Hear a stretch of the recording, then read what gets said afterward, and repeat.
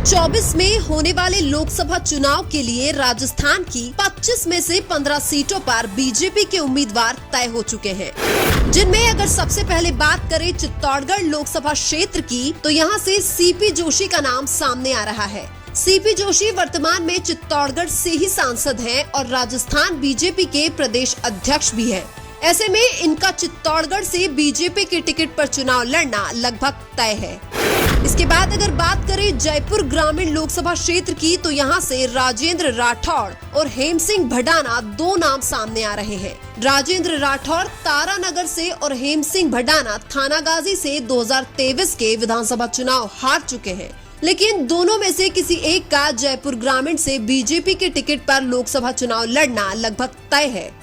इसके बाद अगर बात करें अजमेर लोकसभा क्षेत्र की, तो यहां से सतीश पूनिया का नाम सामने आ रहा है। सतीश पूनिया 2023 के विधानसभा चुनाव में आमेर से चुनाव हार चुके हैं, लेकिन राजस्थान में बीजेपी के पूर्व प्रदेश अध्यक्ष अब अजमेर से बीजेपी के टिकट पर लोकसभा चुनाव लड़ सकते हैं। इसके बाद अगर बात करें नागौर लोकसभा क्षेत्र की, तो यहाँ से ज्योति मिर्धा और सीआर चौधरी दो नाम सामने आ रहे हैं। दोनों ही नागौर से पहले भी सांसद रह चुके हैं। ज्योति मिर्धा पहले कांग्रेस में थी, लेकिन 2023 के विधानसभा चुनाव से पहले बीजेपी ज्वाइन कर बीजेपी के टिकट पर नागौर विधानसभा से चुनाव हार भी चुकी है। लेकिन अब ज्योति मिर्धा या सीआर चौधरी दोनों में से किसी एक का नागौर से बीजेपी के टिकट पर लोकसभा चुनाव लड़ना लगभग तय है।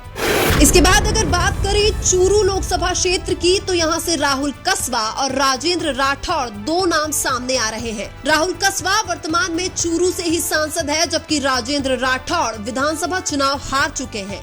ऐसे में राजेंद्र राठौड़ या राहुल कसवा में से किसी एक का बीजेपी के टिकट पर चूरू से लोकसभा चुनाव लड़ना लगभग तय है। इसके बाद अगर बात करें सीकर लोकसभा क्षेत्र की, तो यहाँ से सुमेधानंद सरस्वती और सुभाष मेहरिया दो नाम सामने आ रहे हैं। सुमेधानंद सरस्वती वर्तमान में सीकर के सांसद है, जबकि सुभाष मेहरिया सीकर के पूर्व सांसद है, जिन्होंने 2023 में ही कांग्रेस छोड़कर बीजेपी ज्वाइन की है। सुभाष मेहरिया केंद्रीय मंत्री भी रह चुके हैं। ऐसे में सीकर लोकसभा क्षेत्र से बीजेपी के टिकट पर सुमेधानंद सरस्वती या सुभाष मेहरिया में से किसी एक का चुनाव लड़ना लगभग फिक्स है।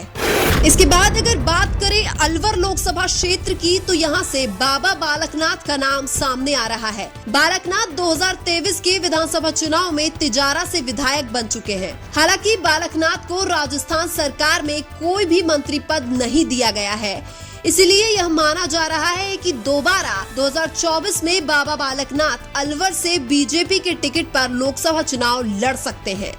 इसके बाद अगर बात करें बीकानेर लोकसभा क्षेत्र की, तो यहाँ से अर्जुन राम मेघवाल का नाम सामने आ रहा है। बीकानेर लोकसभा से बीजेपी के टिकट पर केंद्रीय मंत्री अर्जुन राम मेघवाल ही एकमात्र उम्मीदवार है। इसके बाद अगर बात करें जोधपुर लोकसभा क्षेत्र की, तो यहाँ से गजेंद्र सिंह शेखावत का नाम सामने आ रहा है। जोधपुर लोकसभा से भी बीजेपी के टिकट पर गजेंद्र सिंह शेखावत ही एकमात्र उम्मीदवार है। इसके बाद अगर बात करें बाड़मेर लोकसभा क्षेत्र की, तो यहाँ से बीजेपी के टिकट पर वर्तमान सांसद कैलाश चौधरी का नाम सामने आ रहा है। इसके बाद अगर बात करें भरतपुर लोकसभा क्षेत्र की, तो यहाँ से बीजेपी के टिकट पर वर्तमान सांसद रंजिता कौली का नाम सामने आ रहा है। इसके बाद अगर बात करें करौली धौलपुर लोकसभा क्षेत्र की, तो यहाँ से बीजेपी के टिकट पर केसी वर्मा और मनोज राजौरिया का नाम सामने आ रहा है। इसके बाद अगर बात करें टोक सवाई माधोपुर लोकसभा क्षेत्र की, तो यहाँ से सुखबीर सिंह जौनपुरिया और विजय बैंसला दो नाम सामने आ रहे हैं।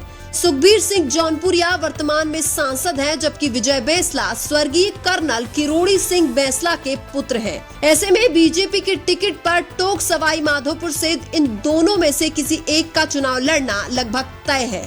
इसके बाद अगर बात करें झालावाड़ लोकसभा क्षेत्र की, तो यहाँ से बीजेपी के टिकट पर वसुंधरा राजे के बेटे दुष्यंत सिंह का नाम सामने आ रहा है। इसके बाद अगर बात करें दौसा लोकसभा क्षेत्र की, तो यहाँ से जगमोहन मीणा और अर्चना मीणा दो नाम सामने आ रहे हैं। जगमोहन मीणा बीजेपी के दिग्गज नेता डॉक्टर किरोड़ी लाल मीणा के छोटे भाई है, जबकि अर्चना मीणा दौसा की सांसद जसकौर मीणा की बेटी है। ऐसे में इन दोनों में से किसी एक का दौसा लोकसभा से चुनाव लड़ना लगभग तय है। इसके अलावा आप भी अपना अपना लोकसभा क्षेत्र और कांग्रेस बीजेपी के संभावित उम्मीदवारों का नाम कमेंट करके जरूर बताएं। वीडियो अच्छा लगा तो लाइक कीजिए और हमारे चैनल मीणा की आवाज को सब्सक्राइब कीजिए। धन्यवाद।